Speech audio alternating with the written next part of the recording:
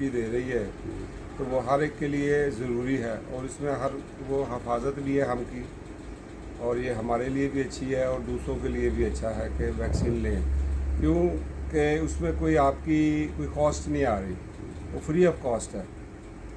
सबसे बड़ी बात ये है कि फ्री ऑफ कॉस्ट है।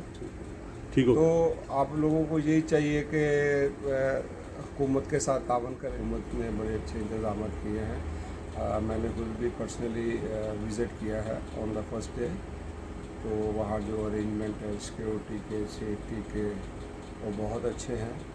और फिर उन्होंने बहुत से ये बहुत अच्छा जो इक़दाम किया है उन्होंने कि ट्रांसपोर्ट मुहैया की है आरटीए ने। तमाम एमिरेट से फ्री बसेस हैं जो आपको एक्सपो लेके जाती हैं। वर्ल्ड का एक बड़ा इम्पोर्टेंट इवेंट है, इसमें पार्टिसिपेट करना चाहिए और देखना चाहिए आपको कि दुनिया में क्या हो रहा है, क्या नई नई चीज़ें हैं।